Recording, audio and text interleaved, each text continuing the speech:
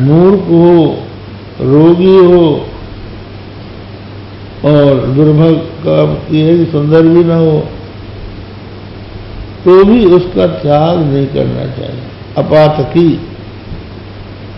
अगर उसने ब्रह्महत्या कर ली हो, गौहत्या कर ली हो, पातक उसमें आ गया हो, तो भले ही उसको छोड़ दे, अन्यथा नारी को पति का त्याग नहीं करना चाहिए।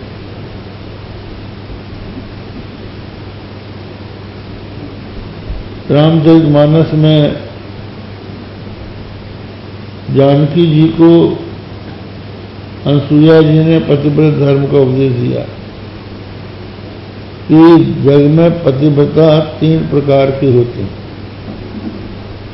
उत्तम के यश बस मन माही, सपने हुआन पुरुषम जग माही। उत्तम पतिव्रता वो है जो परपति को देखती ही नहीं कि कोई दूसरा भी पुरुष है, पुरुष भाव से केवल अपने पति को ही जानती। और मध्यम परपति देखई कैसे, भ्राता पिता पुत्र समझैसे। मध्यम पतिव्रता वो है जो दूसरे पति को पुरुष तो समझती है, लेकिन बराबरी वाला हो तो भाई, बड़ा हो तो पिता और छोटा हो तो पुत्र समझ। और तीसरी, धर्म विचारी समुझ कुल रही, सो निकृष्ट स्तुति कई। जो धर्म का विचार करके, अपने कुल का विचार करके अपने चरित्र को बचाकर रखती है, वो तृतीय श्रेणी की। और एक चौथी भी है। चौथी कौन है? जिसको अवसर नहीं मिला, समाज का या पति का भय है, उस वजह से बची हुई है, वो चौथी। तो स्त्री का धर्म यह है कि वो अपने धर्म पति का सेवन करे। तो आप अपने धर्म का पालन कीजिए, यहां आप सवाल है। गोपियों से भगवान ने धर्म की बात कही।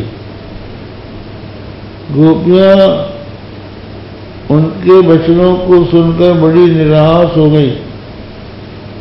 आंखों से आंसुओं की धार बहकर कज्जल के सहित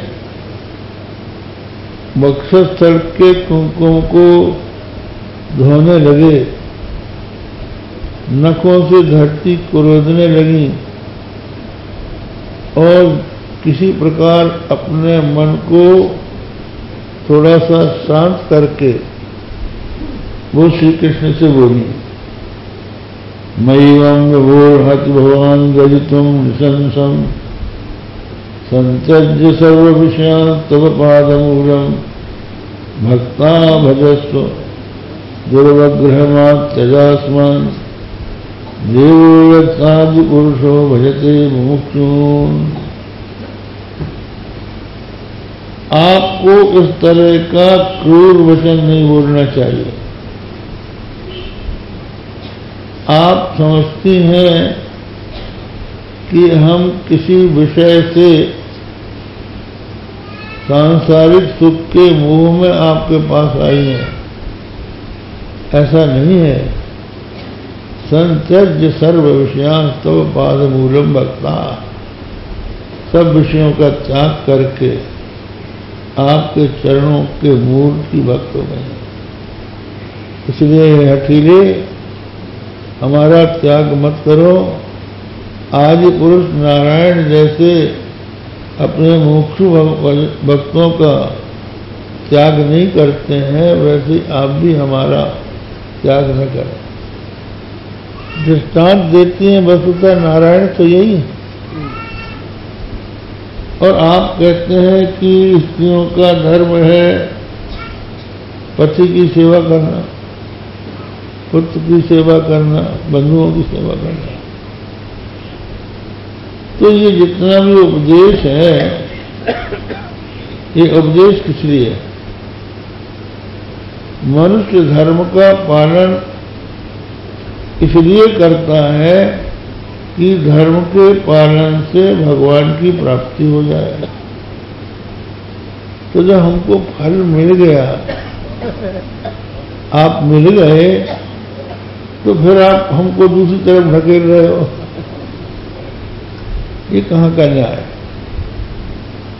तो भगवान ने एक दृष्टांत दिया कि एक नारी का पति परदेश जा रहा था। पत्नी ने कहा कि हम आपकी पूजा के बिना कैसे रहेंगी? तो उसने कहा कि मिट्टी की मूर्ति बनाकर हमारी पूजा कर लिया करो। तो वो पति की मिट्टी की मूर्ति बनाकर उसका पूजन करती थी विधिविधान से,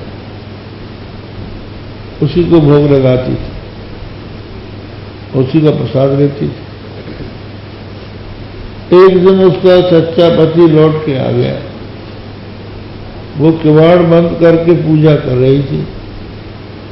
पति ने दरवाजा खटखटाया, तो श्याम सुंदर ये बताओ कि वो मिट्टी की मूर्ति की पूजा करती रहे कि सच्चे पति का स्वागत करे? बोले जब पति सच्चा आ गया तो स्वागत उसका करे, मिट्टी की मूर्ति की क्या बात है? तो बोले तुम्हारे मुंह में घी शक्कर, जब तुम सच्चे आ गए तो नकलियों की तरफ हमको क्यों भेज रहे हो? क्योंकि नारी मात्र का विवाह है भगवान से होता है। जब कन्यादान होता है तो पिता अपने हाथ में कुश और कन्या का हाथ लेकर कहता है, इमाम विष्णु रूपाम कन्याम, इमाम लक्ष्मी रूपाम कन्याम, विष्णु रूपाय वराय तुभ्यमाम संप्रदे। ये जो मेरी लक्ष्मी रूपा कन्या है, ये विष्णु रूप वर को हम दे रहे हैं। तो सब कन्याओं का जो दान है वो तो विष्णु को होता है, और विष्णु तुम हो। तो आपकी सेवा में हम आए हैं, तो कोई अनसुख बात नहीं है। इतना में श्री किशोरी जी आ गई, फिर रासलीला हुई। उसके बाद उनके अंदर थोड़ा सा अभिमान आ गया, तो मन में सोचा कि कितनी भाग्यशालिनी है, अनया राजितो नूनम भगवान हरि ईश्वरा, भगवान इसके द्वारा आराधित, ये आराधिका है, आराधिका ही राधिका है। तो आगे बढ़ने के बाद वो गोपी बोली कि हम कहाँ तक चलें, हमसे चला नहीं जाता है, तुमको ले चलना हो तो अपने कंधे पर बैठा लो। तो भगवान ने कहा तो बैठे जाओ। तो झुके और वो बैठने को तैयार हुई और अंतर्धान हो गए। तो बेचारी बहुत बुरे से व्याकुल हो गई, हा नाथ रमानाथ क्वास क्वास महाभूत मुझे दास्याये कृपणायामेव सखे दर्शय